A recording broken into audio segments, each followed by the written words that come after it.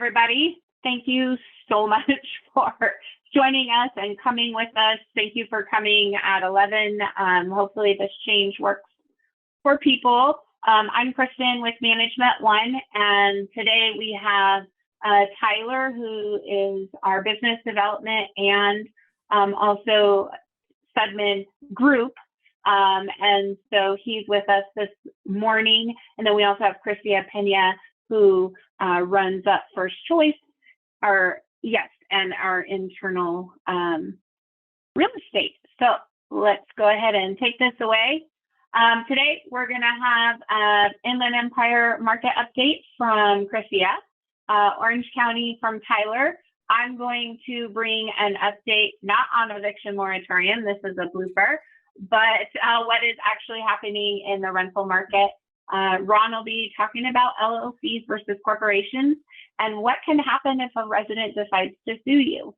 And Tyler will close out our morning with a rental market update. So, Miss Cristia, tell us what we got going on here.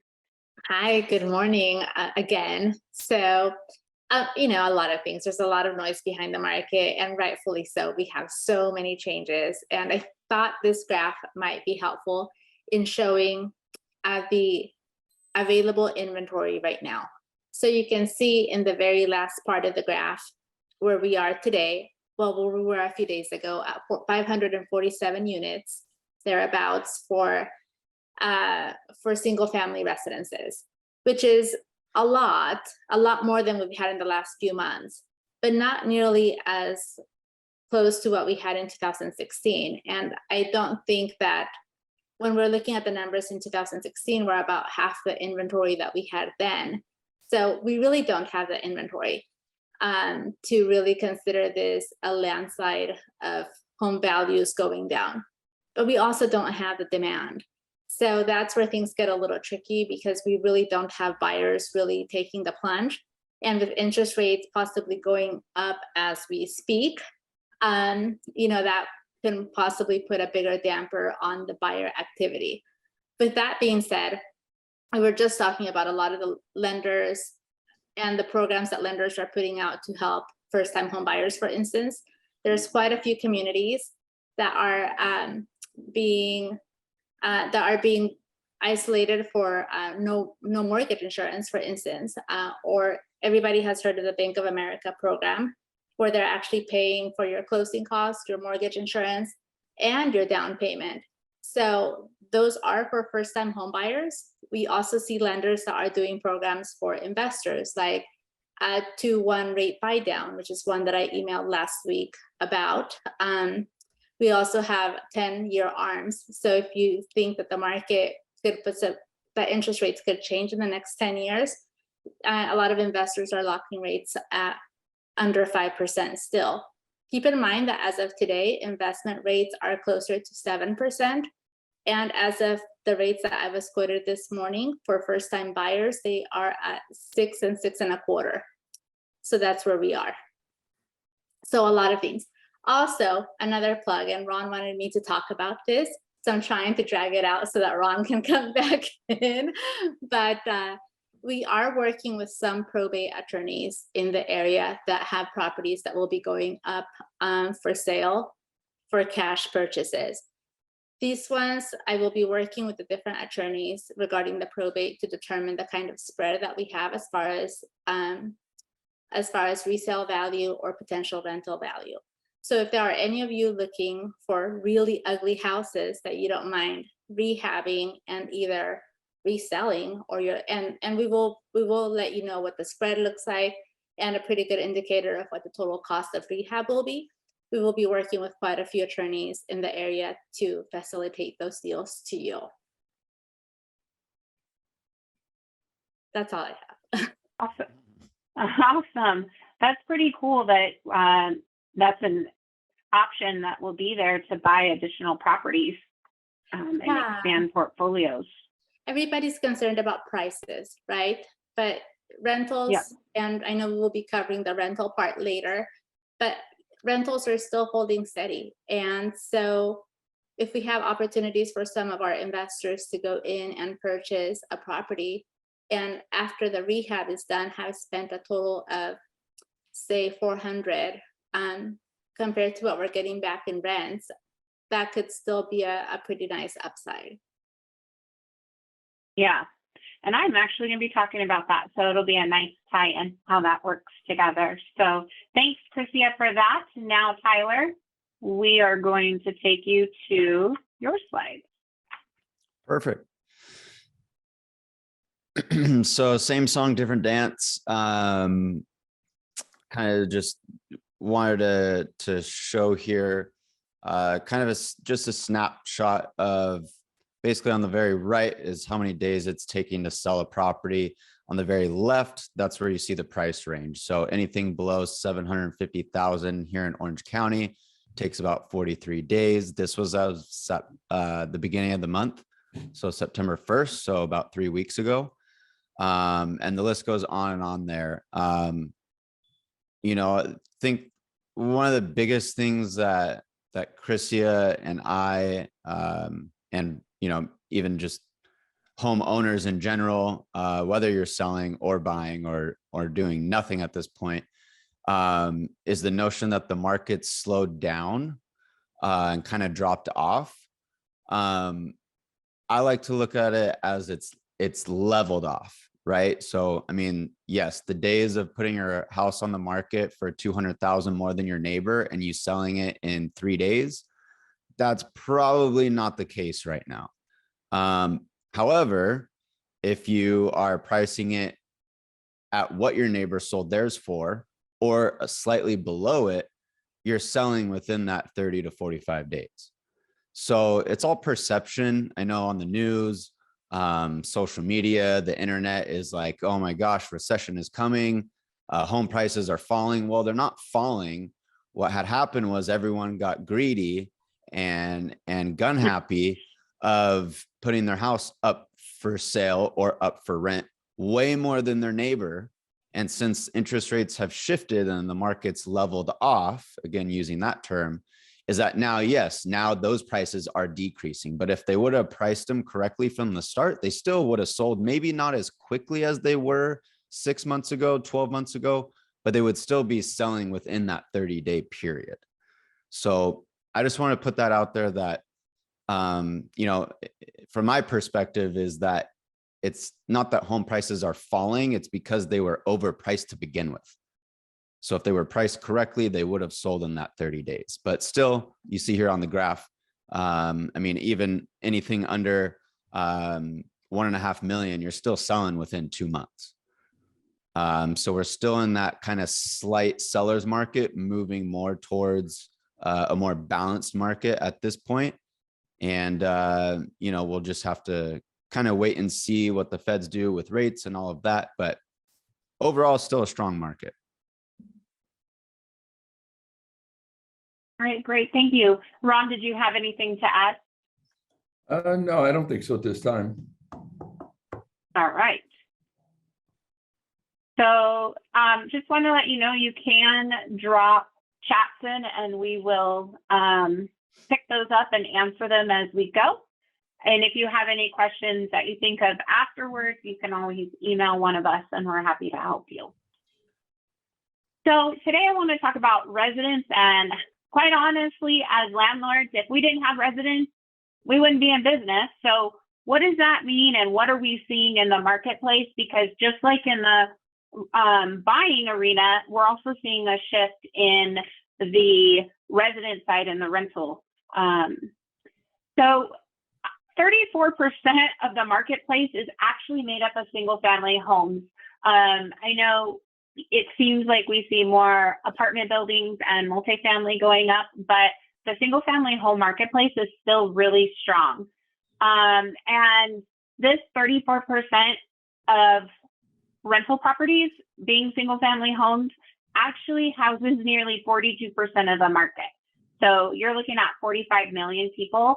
And this is actually coming from a study through Buildium, which is a third-party company that has a lot of insights into the rental property industry as a whole. They do a lot of surveys of landlords, management companies, residents, et cetera, and they always are compiling industry data. So the data that we're bringing to you is accurate, hard, fast data. And right now, they're looking like single-family homes are poised to meet the needs of the demographics as things are coming over the next couple of years, which feeds into Chrysia saying, hey, we're going to have these single-family homes that might be coming, and that's still a good investment. And so what they're finding is that this rental market is still strong because, as Tyler and Chrysia both talked about, the market adjusting, interest rates going up, somebody that may have qualified in the early 2020, they no longer qualify. So they have to stay renting, or they're not able to buy. So as that continues to happen, there will always be renters. That market is never going away. So this was interesting. Up until 2019, the top reason, which is still the case, but the percentage has dropped as to why people don't buy a home, is because it's financially prohibitive. But they're seeing that shift where people that maybe could buy a home, they don't want to buy a home because they don't want all the responsibilities that come with home ownership. Having a landscaper, having a tree trimmer, all the maintenance that comes with owning a home when you're a resident, that goes to the owner. And so some people just really don't want the home ownership. So that also is kind of coming up as the finances drop down. So how did we get to kind of where we are today with a rental housing shortage, which we still are experiencing?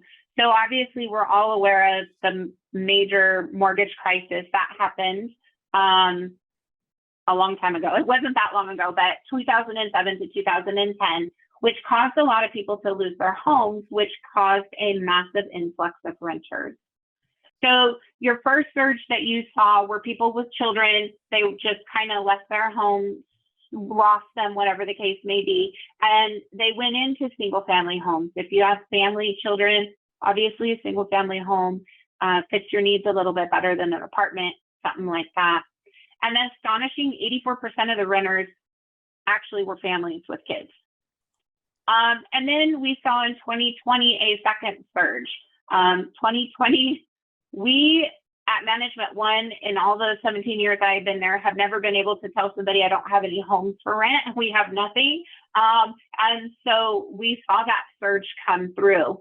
And it is kind of leveling out now, and prices are adjusting as well. Kind of coming back to pre-2020, we're seeing a market similar to what we did in 2019. But who owns the most? Well, the mortgage crisis allowed corporations to come in, big conglomerates, and buy up some of the marketplace. That has kind of settled down a little bit because they actually own about 3 to 5% of the single family homes. There's a new trend that's happening, which is build to rent firms.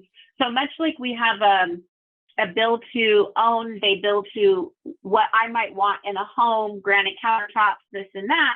Builders are building to suit renters. So this is a new trend. You can go in and say, hey, I can't afford a home.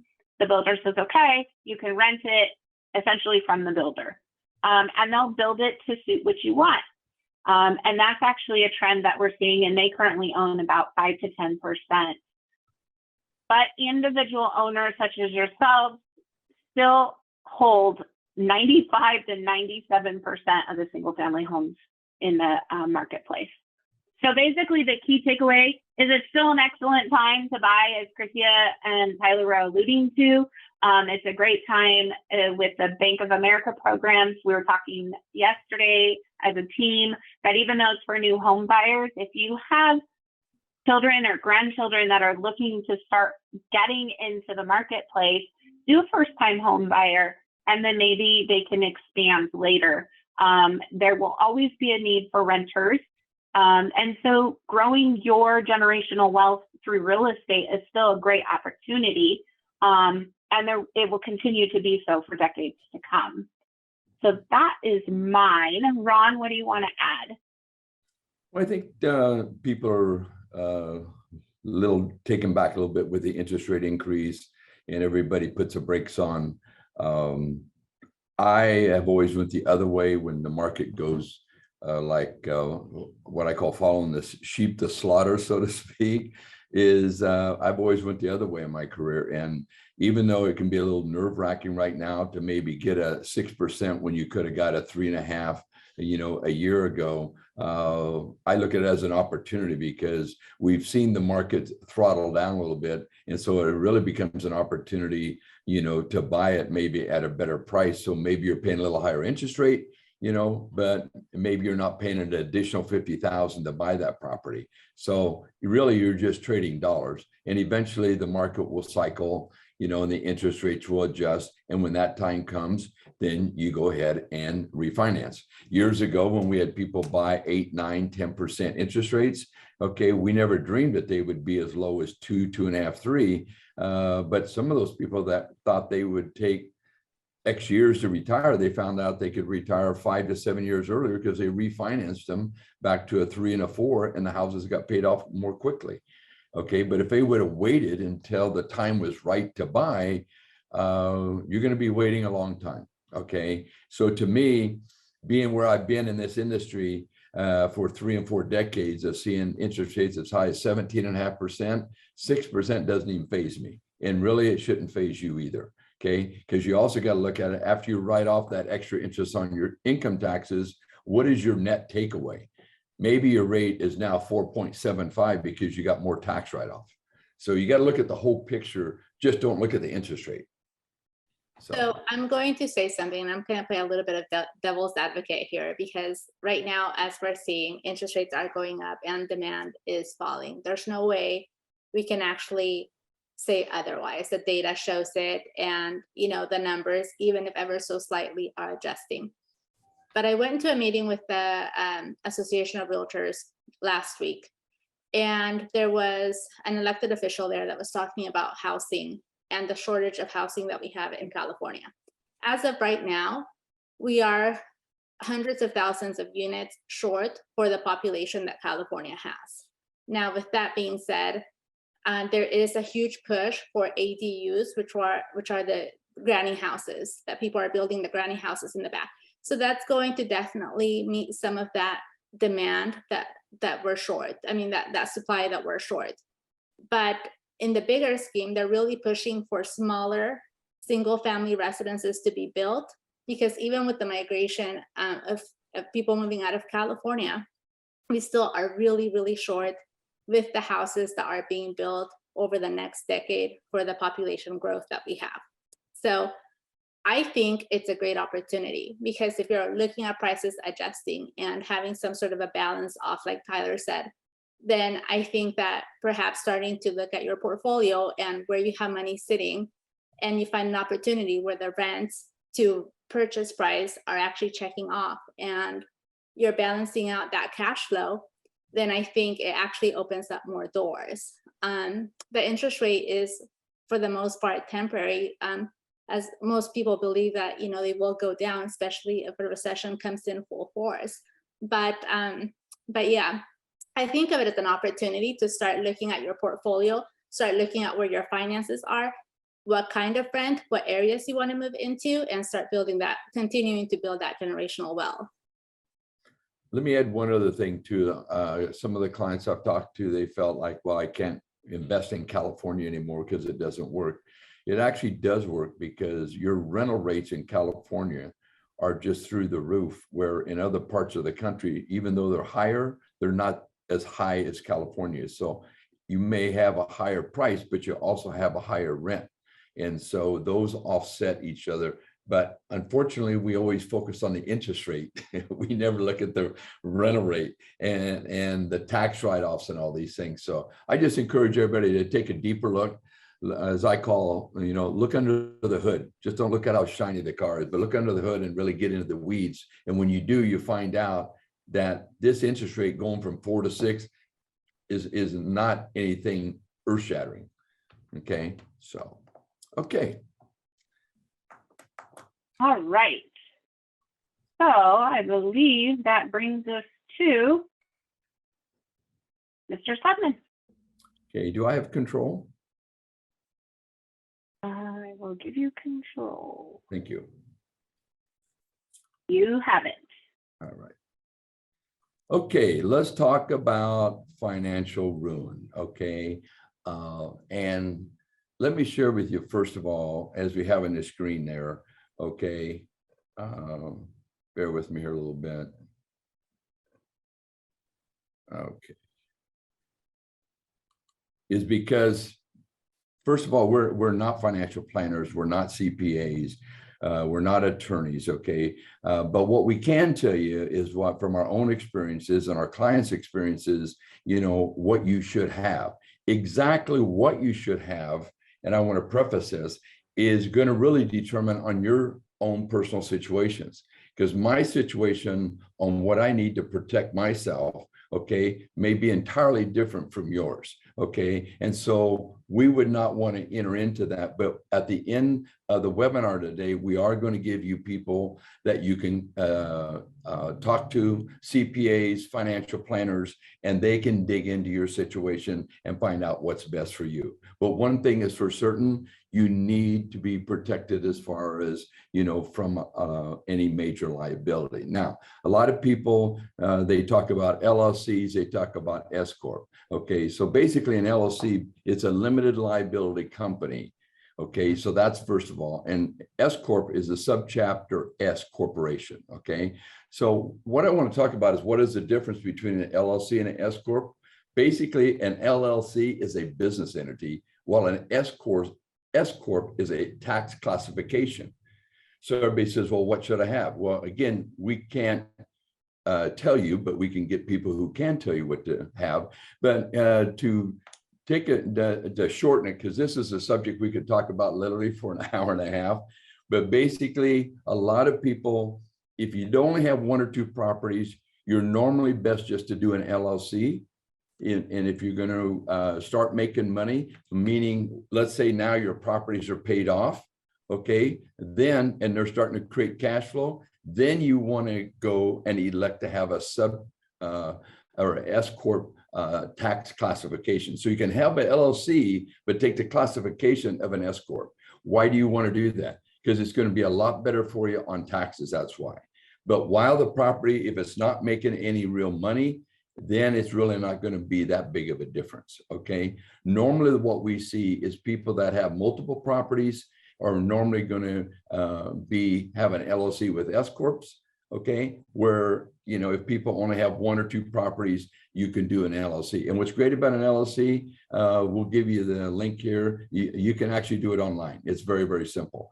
And, but one thing is for certain is you do need to have as far as protection. Okay, so the first thing I'm going to talk about is why do you need it? Well, first of all, you want to protect other assets. For examples, if a resident falls down the steps in your rental property, okay, and let's say they have long-term injuries, let's say it's not fatal, or even if it was fatal, what you want to do is protect yourself so they can only take that property. In other words, if you have the asset protected and it's put in an LLC and somebody falls down the stairs, what's going to happen is they can only come after whatever equity is in the house. What they can't do is they can't go and get your personal property, your savings account, okay? The only thing they can't touch is your retirement, okay? But they could take everything that you have to settle that judgment, okay? And so that's what you're trying to protect. Now, a lot of times people say, well, how many LLCs do I need? Well, sometimes you may need a couple, 2 or 3.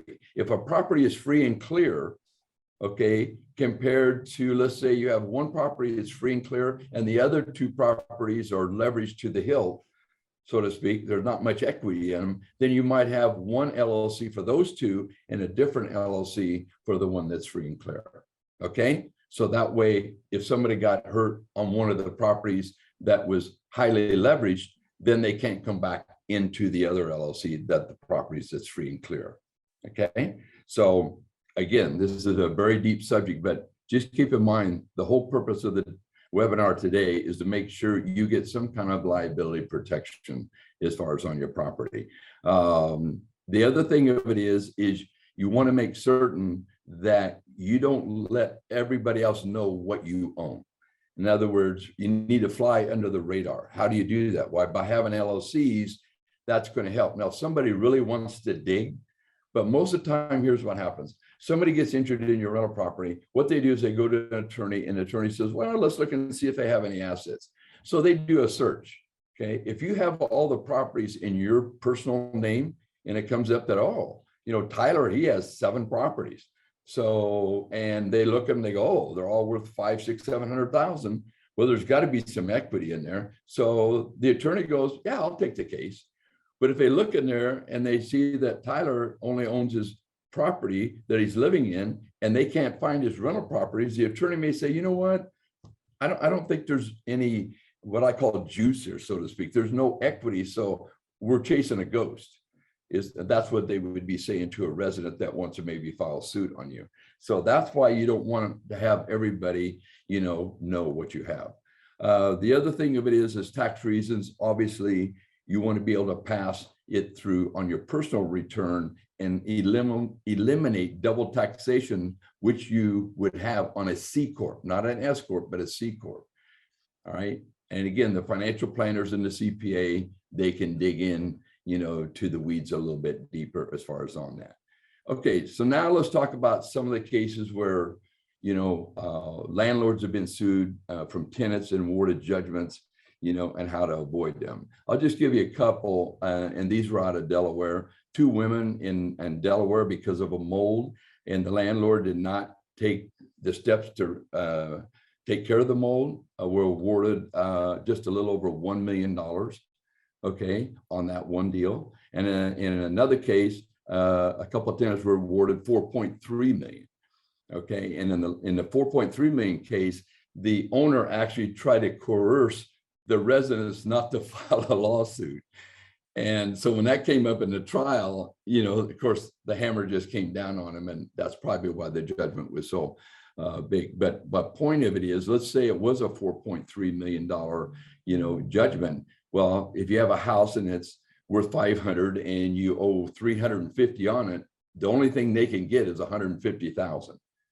Okay, but if you don't have protection on that property they got hurt on, and they got sick from the mold, they're going to go after everything you have except your retirement. So that's what we talk about as far as on financial ruin. So let's talk a little bit about mold, okay? Because a lot of people say, well, what causes mold? The main thing that causes mold is excessive moisture, okay? And that kind of comes from, we don't have basements in California, but in other parts of the country they do, okay? That's one. You also, in terms of bathrooms, kitchens, under the sink, your air conditioning is a big a mold situation. The condenser, and the condensation that collects in the lines and stuff, if those aren't cleaned out and stuff, it's going to create a lot of mold, okay? The other thing that creates it is your roof leaking. Now, most people think, well, my roof isn't leaking because my resident didn't say anything was dripping out of the ceiling. Well, if you wait till it comes out of the ceiling in the kitchen, it's probably too late, because it's probably been leaking for years on top of the roof with the rain coming in, and all your rafters, all your crawl space could be totally infested as far as with mold, and you don't even know about it. Okay, so even at Management One now, we're doing things like having your roofs checked when we do an annual inspection. If we feel that, there could be situations there where rain's getting in, then we want to make sure it's protected. I just did it on just 3 of the properties I own in Riverside, and each one of them cost me about $400 to $600. But we found huge places where around the pipes over the years, the glue and the stuff they put around to seal that had come out. Okay, and so for $400, $600, they was able to go through the entire roof, and now it'll probably be good for another 10 years. So what I'm saying is, to prevent mold, it's using preventative maintenance, having the AC, service on an annual basis, and the condensation lines, making sure the roof is where it needs to be. Those are the 2 big ones. And a lot of people say, well, how do you know on the mold? How do you find it? Well, number one, the crawl space is another one that you need to look at. But also, basically follow your nose. Okay. Mold has a very musky smell, and especially after a huge rain or a flood, if you start to smell things differently, okay, that's normally an indication you may have some mold somewhere. Okay. Now, a lot of times people say, well, yeah, the M word, you know, the mold word, and nobody wants to bring it up. But here's the thing. If you let this go, it can really increase the cost, you know, substantially. For an example, like, let's say you may have a little bit and you go, well, it's not a really big deal, and you don't have it investigated. That thing that could have cost maybe $1,000 to fix in a year from now might be 30,000. Okay. And for an example, like crawl space will run you anywhere from 1,000 to 4,000. If you have to go to the walls or the attic, you could be talking 2,000 to 6,000. But if you have widespread damage, you could be talking at least $30,000 more, because they're talking about tearing out walls. You could be even tearing out some of the 2x4s or rafters. You're talking a huge expense. So this isn't something like, well, I'll get around to it when I get around to it. I don't have the money right now. I would recommend we try to find the money, either get a loan or something, and get it checked out as far as on it. The other thing on mold is we need to notify your insurance companies immediately. Most time, if they come out and do a mold detection, it's going to run $500 to $1,500. But in most cases, your insurance companies will pick up that tab. Okay. But keep in mind, on mold, most states have a statute of limitations. So if you have mold and you don't turn it in and those limitations go out, your insurance company is not going to cover anything. So we're very cautious of this when we do your annual inspections or when we rehab a property in between. Okay, that's why today you may see now on your annual inspections, we'll recommend that you do what we call a drone roof assessment. They actually send a drone pilot out to your property. We let the resident know if it's occupied, and for about $129, they'll take about 20, 25 pictures of the roof, and they'll be able to and give you an estimate whether how much roof life you have left, should you have it repaired, or if you have to replace it, what it's going to be. And so it's $129, and you're going to write half of that off on your income taxes. So now you're talking what, $60, $70, you know, and so it could go a long ways for prevention. So preventative maintenance, you know, and taking care of business up front is huge. Okay.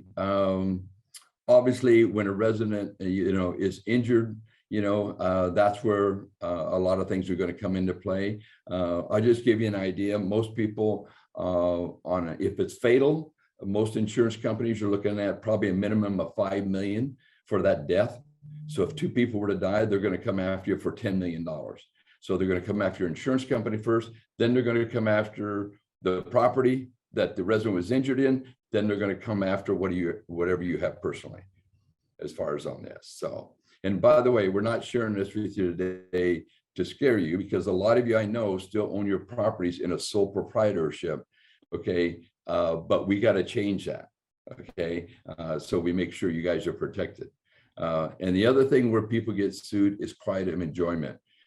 It's like when you rent your property, basically you still own the deed rights to that property, but you no longer have right of possession of that property.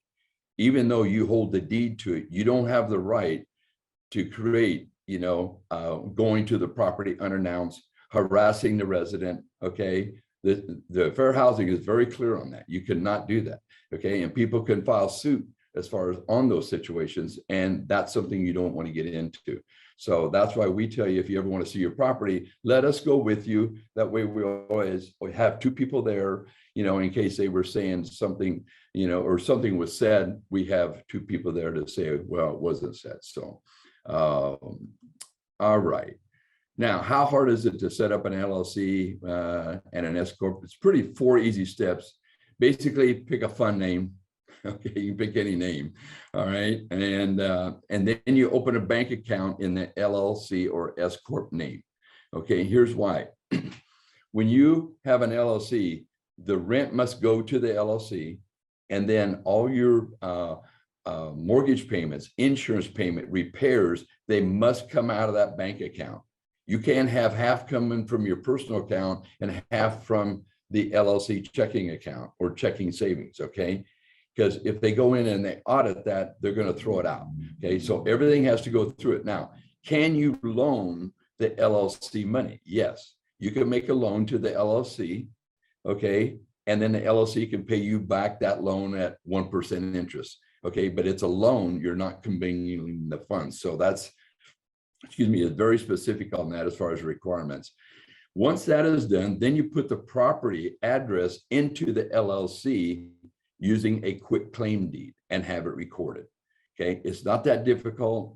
We'll show you in a second where to go to do this. And you just go down to the county clerk and you have it recorded. Okay, now once it's recorded, then you have one last thing you have to do. And that is, if we're managing the property, you would come to us and say, I've got my LLC set up, you know, it's ABC Corporation or ABC LLC, you know, and so then what we would do is go to the resident and have them sign a lease modification saying that now the lease is between ABC LLC and not, you know, Tyler Sudman. Okay. So you're going to manage the LLC, but the agreement, the lease agreement is going to be between the LLC and the resident. And once that is done, then your protection is now in place. Okay. But you have to make certain that you're not using a little bit of personal money, you know, to go ahead and pay for a hot water heater. If you're going to do that, you got to loan the LLC again the money, and then the LLC writes the check for the hot water heater. All right. So what's it cost for an LLC or S Corp? Initial filing is about $80 on an LLC. S Corp's a little bit more, $149.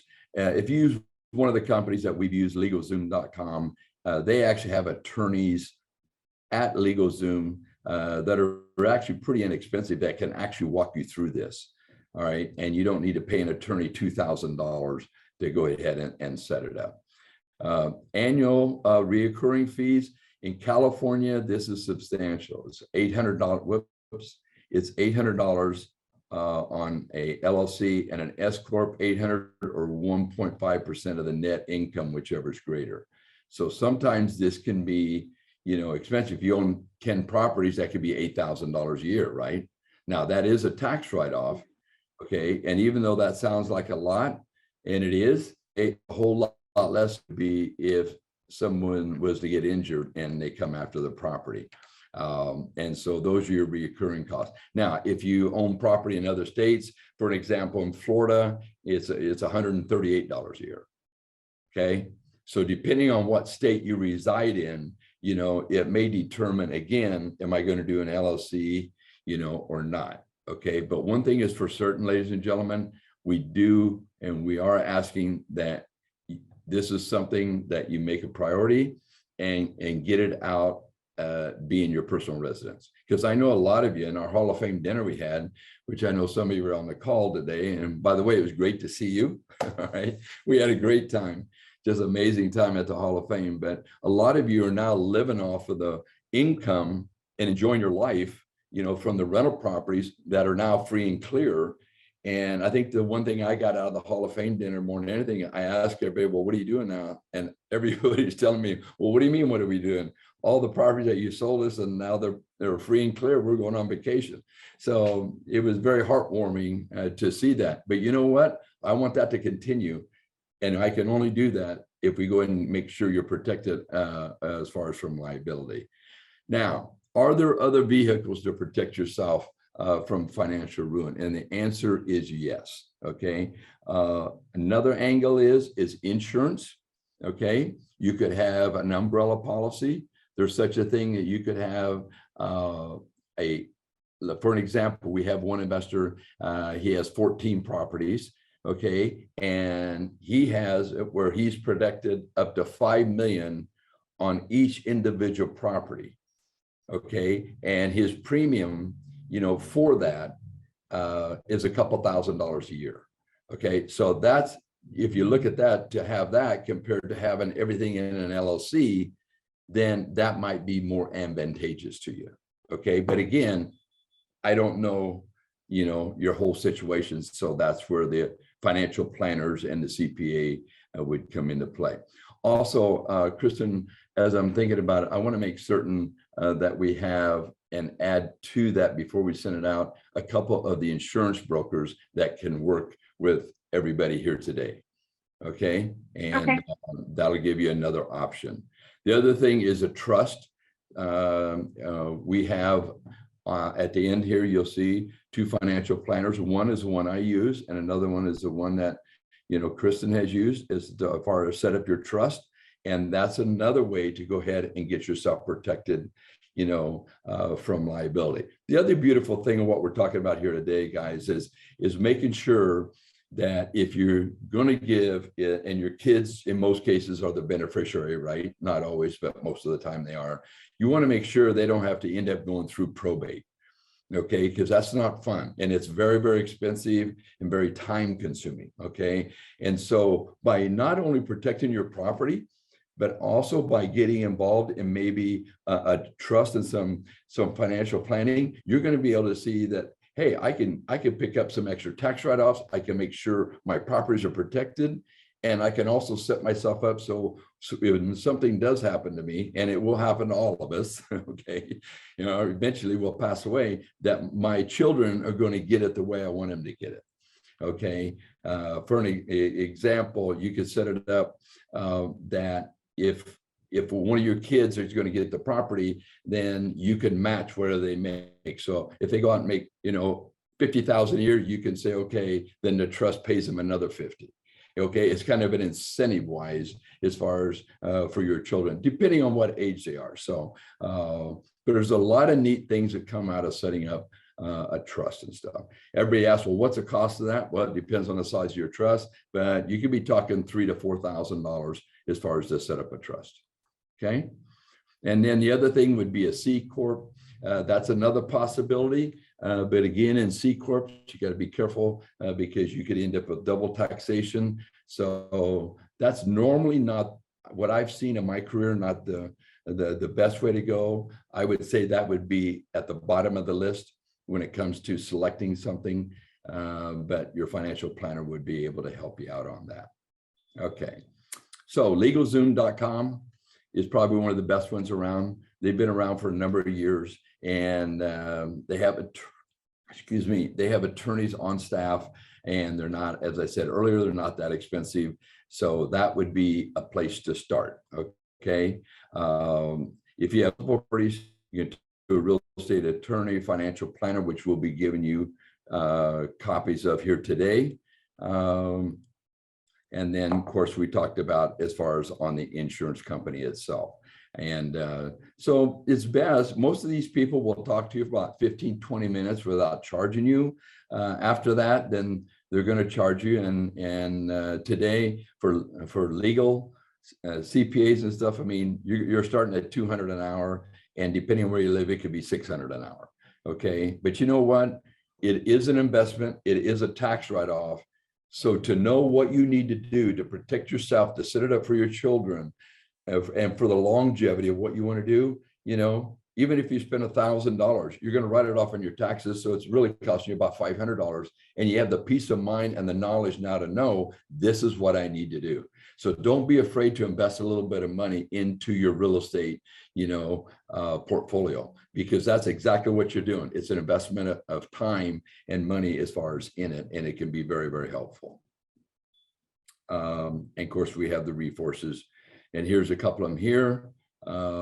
One gentleman here is in Riverside. You guys will be getting this, so don't knock yourself out writing it down, or just take a picture with your iPhone or smartphone. Kirk is out in Newport Beach area. I know Kirk is, if you have very in-depth as far as portfolios, they've done a lot of 1031 exchanges, etc. You know, as far as with Kirk there. David Willett, he's with Creative Planning. You know, and this is a gentleman that I use personally. Okay, and Brett Ferguson is somebody that Chrissy has used as well, and I believe they're with Legacy, if I remember, as far as the company itself. And so, and we will send you a couple more on insurance, you know, and so you have pretty much everything that you need as far as to go ahead and make a wise and right decision as far as on your portfolio. So because, you know, we're all about building generational wealth, And I know earlier, because I was trying to get on the call, I think you went over the thing with Bank of America, right, Chrisia? Yes. As far as whether you could get in with 0 down. Guys, that's an opportunity that is not going to be around very long. Okay. And that is if your children or your grandchildren and they need, or you want to even help them get a property so they can get started. Okay. There's not a better time around to do that than right now.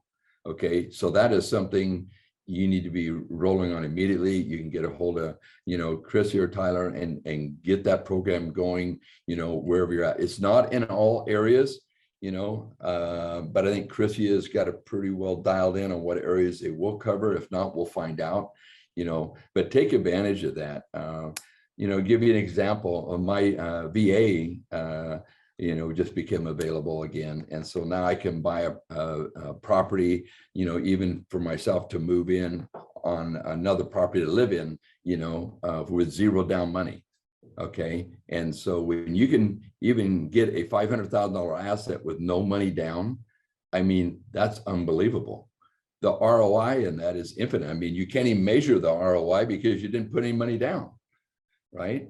And so this is something that is truly something that could help your kids or grandchildren really, get them into the game, and even if you only buy a house for whatever, if you can find one for 350 or 450,000, maybe it's a 2-bedroom, 2-bath, 1,000 square feet, who cares? They're in the game. Okay. And that's the key thing, is get your kids and your grandkids in the game and then get them over to us. And as time goes on, and we'll help build their wealth, as we've helped a lot of you do. So, okay, we'll open up for any questions, if there's any. Ron, I believe you had a question regarding when you were speaking about the trust, whether you were talking about living trust specifically, or trust in general as a tool to protect your assets.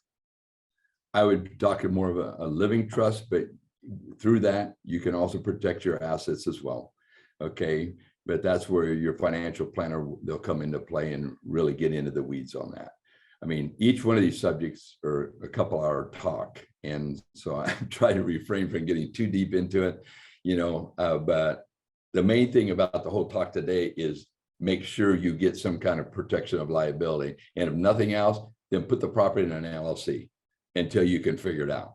Don't wait a year and then decide what you're going to do. So in the next 30, 45 days, get an LLC. At least you're protected, and then you can take time to think about it or get with a financial planner or whatever. But I would not wait, another week to go ahead and start making calls.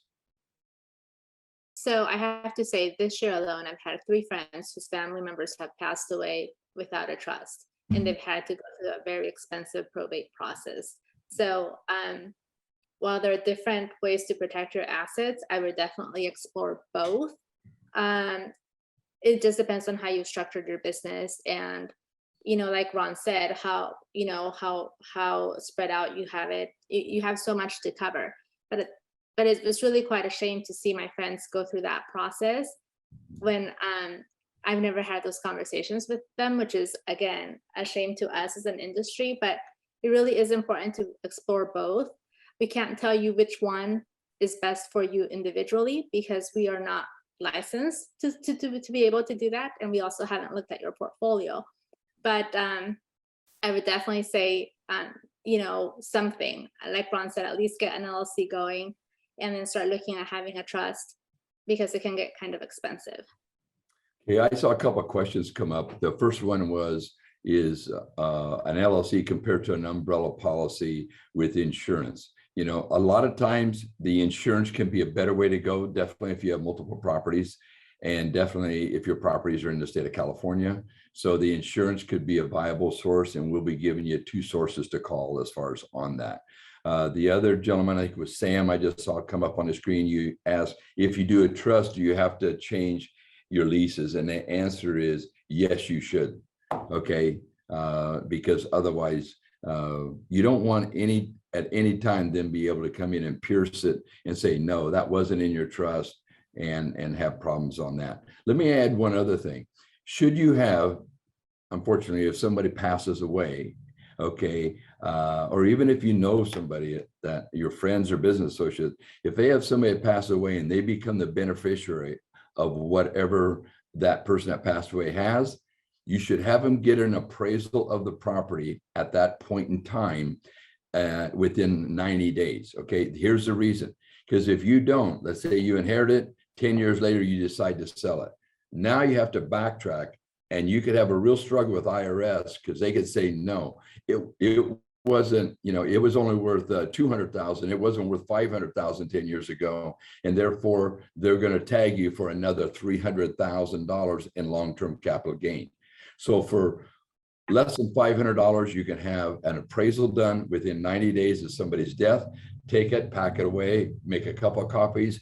And then when you get ready to sell it, you only have to pay the long-term gain from the date that person passed away, okay, within that 90-day period up to, let's say, 10 years later. So now let's say it went up 200,000, you only have gain on the 200 because the other, it gets, you know, pushed through to your beneficiaries. Is what they call a stepped up basis, and they don't have to pay the tax on that.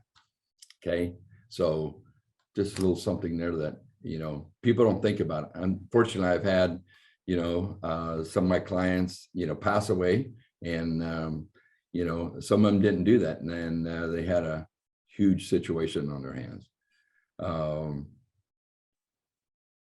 Yes, as far as umbrella, you have properties in different states, definitely, you know, the umbrella policy, you know, is definitely sometimes the best way to go. So probably your insurance or your LLC, you know, for most people, that's probably where you're going to be at, you know, and but there's pros and cons to each. Okay. Sometimes on insurance, you could have, you know, limited. For an example, you could have, let's say, each property is good for $5 million. Well, what about if you have a hot water heater explode and it kills 3 people instead of 1? Now you're at 15 million. Well, if you have it in an LLC, that LLC, that's all they got. If the house is worth, you know, 500,000, that's all they're getting out on a $15 million judgment. But if it's in an insurance and it's set up where each property is up to 5 million, then you could have an issue as far as with the other 10 million. Okay. Mm-hmm. So that's why it's not a cut and dried situation. And unfortunately, when you start obtaining wealth, as many of you have on the call, yes, it comes with a set of, I call it challenges, money challenges, you know, but spend some time on it. Most people will spend more time planning a 2-week vacation than they do on their retirement or portfolio. And I swear to God, that is so true. Everybody goes, well, I just set a day aside and go do it. You know, the world's not going to come to an end. I just took a little getaway and I shut my phone off, you know, and 12 days later, I found out the world is still moving around. Okay. And I'm not saying you got to take 12 days, but I'm just saying everybody can give up a day where you can shut your cell phone off and get to work on yourself and your portfolio. So with that said, guys, I'm glad you joined us today. We went to another platform that we used to use. Whatever reason, we had some difficulties there. I appreciate you guys hanging around and listening to us today. We'll be back in 60 days. So if you have any questions in the meantime, shoot Kristen an email, and you know, I'm always available too. Most of you got my, if not my email, you got my personal cell number. So you know how to get a hold of me. Hey, Kristen, you have anything else? Nope, that's it. Ty, what about you? Oh, wait, we forgot. Well, I'll make it quick. It's kind of goes along what we've been saying the entire time of today. You know, basically in 30 seconds, you'll see what rents were doing, the median rent prices from 2018 till today. Obviously, 2021 was the highest jump and spike that we saw. That was kind of in the middle towards the second half or end, if I should say so, of the pandemic.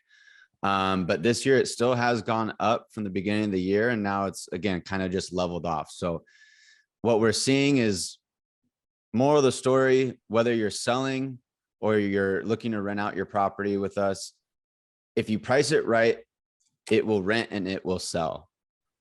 If you get greedy and you try to overprice it, then yes, it's going to probably sit on the market. Plain and simple. So take that to heart.